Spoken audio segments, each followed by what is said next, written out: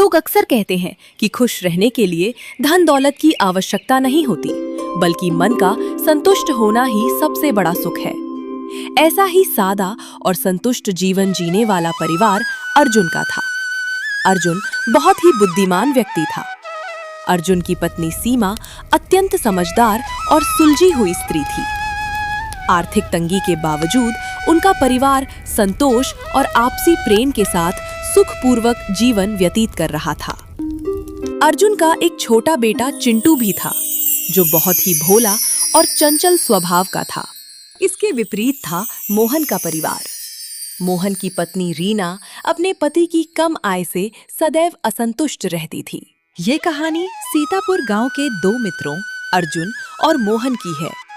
दोनों एक ही मोहल्ले में पड़ोसी थे और पड़ोसी होने के साथ साथ घनिष्ठ मित्र भी थे। वे प्रतिदिन गांव के सरपंच रघुनाथ सिंह के खेतों में मजदूरी करके अपना जीवन यापन करते थे। एक दिन जब अर्जुन और मोहन सरपंच रघुनाथ सिंह के खेत पर पहुंचे, तो उनके देर से आने के कारण सरपंच ने मोहन को डांट दिया।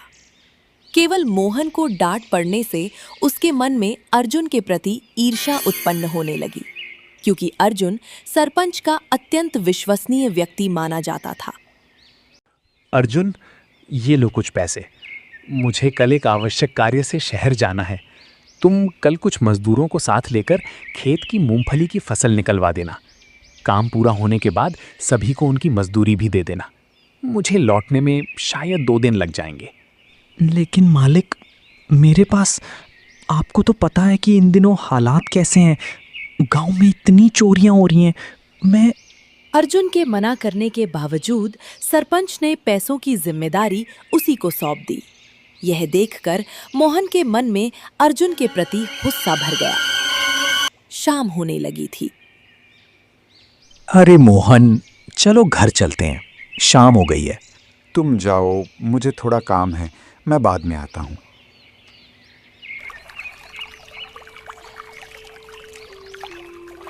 अर्जुन पर गुस्सा होने के कारण मोहन अर्जुन के जाने के बाद मन ही मन बड़बड़ाता हुआ वहां से निकल पड़ा। लेकिन घर जाने का उसका मन बिल्कुल नहीं था। उसे पता था कि घर पहुंचते ही उसकी पत्नी रोज की तरह उसे ताने मारेगी। इसी वजह से मोहन गांव की एक चाय की टपरी पर जाकर बैठ गया और अर्जुन को सबक सिखाने के बारे में सोचने लगा। तभी मोहन को एक उपाय सूझा, जिससे वह अर्जुन को सरपंच की नजरों में गिरा सके। वह तुरंत उठकर घर चला गया और अपनी सारी योजना अपनी पत्नी रीना को बता दी।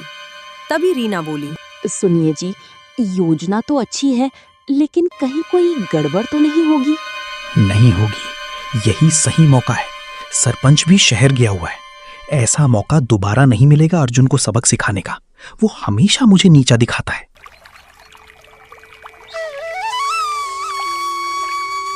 अगले दिन सुबह जब अर्जुन काम के लिए निकलने लगता है, तभी रीना उसके घर जाती है। वहां अर्जुन की पत्नी सीमा और बेटा चिंटू मौजूद थे। रीना उन्हें अपने साथ बाजार चलने के लिए मनाने लगी। चलो ना सीमा, मुझे अपने लिए साड़ियाँ लेनी है। मेरे चचेरे भाई की शादी है, साथ ही बाजार भी घूम लेंगे। तुम भी बहुत दिनों से कहीं बाहर नहीं गई हो। हाँ सीमा, इतनी जिद कर रही है तो चली जाओ। रीना सीमा और चिंटू को अपने साथ लेकर निकल जाती है। मोहन, चलो, काम पर नहीं जाना है क्या? नहीं, आज मुझे थोड़ा बुखार सा लग रहा है। मैंने अभी दवाई खाई है। तुम जाओ, आज मैं थोड़ा आराम करूंगा तो अच्छा लगेगा। उसके जाते ही मोहन चुपके से उसके घर पहुंच जाता है और मालिक द्वारा दिया गया धन चुरा लेता है। अर्जुन खेत की ओर निकल जाता है और कुछ मजदूरों को लेकर खेत में मूंगफली निकालने का काम शुरू कर देता है। अर्जुन को इस बात की भनक तक नहीं होती कि धन की चोरी हो चुकी है। दूसरे दिन जब अर्जुन देखता है तो धन वहां नहीं होता और बाहर लोग अपनी मजदूरी लेने के लिए खड़े होते हैं। अब हम क्या करेंगे? इनके पैसे कहाँ से देंगे? और यदि सरपंच को पता चला तो उन्हें लगेगा कि इतना सारा धन देखकर हम लालची हो गए। आपका सालों का भरोसा भी टूट जाएगा। हाँ सीमा, मुझे भी इसी बात की चिंता है। अब हम चोर को कहाँ ढूंढेंगे? एक बार घर में भी देख लो, कहीं मैं धन रखकर भूल तो नहीं गया। सीमा घर में धन ढूंढने लगती है और अर्जुन बाहर आकर बहाना बनाता है। मालिक शहर गए हैं, वे कल आएंगे, तब आप सभी को अपनी अपनी मजदूरी मिल जाएगी। अर्जुन की ईमानदारी और उस पर गांव वालों के विश्वास के बारे में पूरे गांव को पता था, इसलिए गांव वाले उसकी बात मान जाते हैं। हमें तुम पर पूरा भरोसा है। तुमने कहा है तो हमारे पैसे मिल ही जाएंगे। ये सब मोहन और रीना सुन रहे थे। लोगों का अर्जुन पर विश्वास देखकर वे और अधिक जलने लगे। लोगों के जाने के बाद मोहन बोला, अर्जुन, ये चोरियां भी ना इतनी बढ़ गई हैं कि क्या बताऊं। दिन में भी चैन नहीं है, जीना मुश्किल हो गया है। तुम चिंता मत करना, धान मिल जाएगा। ठीक कह रहे हो। अर्जुन अंदर जाकर सीमा से पूछता है। क्या धन मिला या नहीं सीमा? इतना कहते कहते वो सोच में पड़ जाता है। क्या हुआ? आप शांत क्यों हो गए? क्या आपको कुछ याद आया? नहीं सीमा, पर जब मैं बाहर गया था तब मैंने किसी को भी धन के बारे में नहीं बताया था। यहाँ तक कि हमें भी ये पता नहीं था कि धन सच में चोरी हुआ है या नहीं। लेकिन मोहन को सब पता है, जबकि मैंने उससे कुछ भी नहीं कहा। ये कैसे? कल से उसका व्यवहार भी बदला बदला लग रहा है। अर्जुन को मोहन पर शक हो जाता है। तब सीमा उसे एक योजना बताती है, जिससे धन भी मिल जाएगा और मोहन को सबक भी मिल जाएगा। सीमा बहुत सारे पकवान बनाती है और दोनों मोहन के घर चले जाते हैं। बहुत प्रसन्न होकर सीमा कहती है, रीना, ये लो, आज खुशी का एक अवसर था, इसलिए मैंने आप लोगों के लिए भी भोजन और मिठाइयाँ बनाई हैं। आप लोग खा लेना।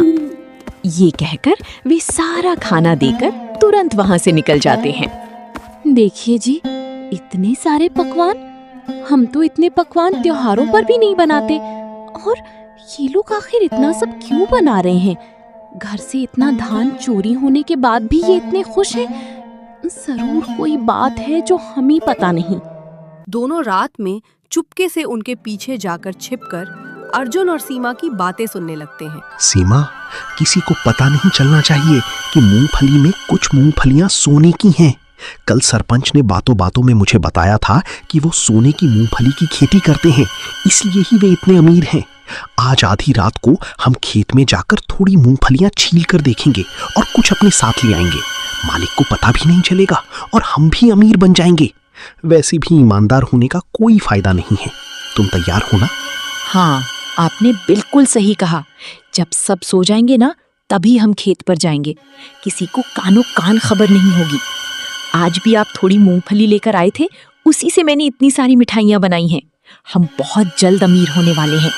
ये कहकर दोनों अपने घर जाकर आराम से सो जाते हैं। सारी बातें सुनने के बाद रीना कहती है, देखा, मैं कह रही थी ना, इनके पास तो गुड़ खाने तक के पैसे नहीं थे, फिर इतनी मिठाइयाँ कैसे बना ली?